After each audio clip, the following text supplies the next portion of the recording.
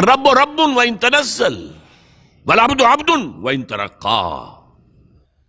رب رب ہی ہے خواہ وہ نزول فرما کر اور پہلے آسمان تک آ جائے، جیسا کہ حدیث میں ہے کہ ہر رات کو اس کے آخری گھڑیوں میں اللہ تعالیٰ نزول اجلال فرماتا ہے پہلے آسمان تک، اور پھر کوئی پکارنے والا پکارتا ہے حل من مستغفر فاغفر له، ہے کوئی معافی چاہنے والا کہ میں اسے معاف کر دوں؟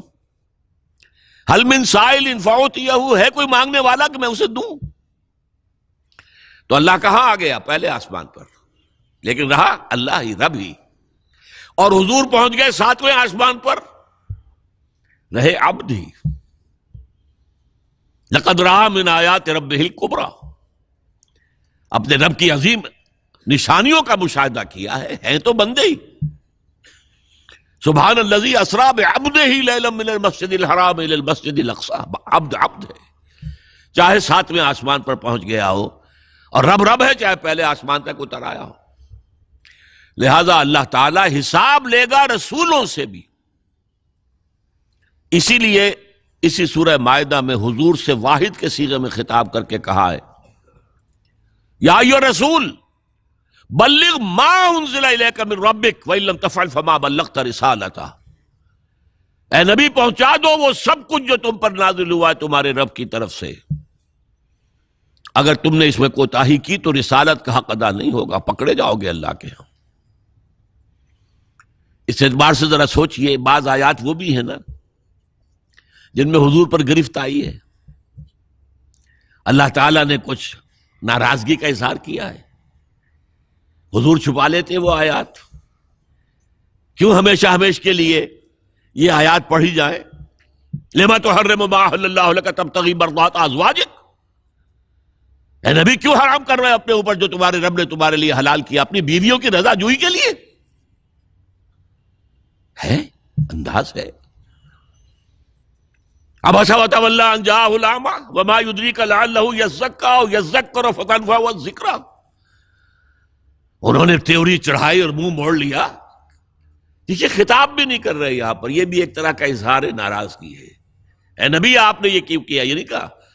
اس نے تیوری چڑھائی، اس نے اپنا منہ موڑ لیا، ایک اندھا اس کے پاس آیا. یہ آیتیں بھی قرآن میں ہیں اور تا قیام قیامت ہم تلاوت کریں گے. تو یا ایھا الرسول بلغ ما انزل الیک من ربک وان لم تفعل فما بلغت رسالتہ. اے رسول پہنچا دو جو کچھ نازل ہوا ہے تم پر تمہارے رب کی طرف سے، اور اگر نہیں کیا تو رسالت کا حق ادا نہیں ہوگا. یہ ہے کار رسالت. اسی لیے رسولوں کے لیے سب سے بڑا لفظ کیا آتا ہے؟ انا ارسلنا الیکم رسولا شاہدا علیکم کما ارسلنا الی فرعون رسولا. دیکھو لوگوں، ہم نے بھیج دیا تمہاری طرف ایک رسول جو تم پر گواہ بنے گا، تمہارے خلاف گواہی دے گا. شاہدا علیکم، جیسے کہ ہم نے فرعون کی طرف رسول بھیجا تھا. فعصى فرعون الرسول فاخذناه اخذا وبیلا. تو فرعون نے ہمارے رسول کی نافرمانی کی تو ہم نے پکڑا اسے وبال کا پکڑنا.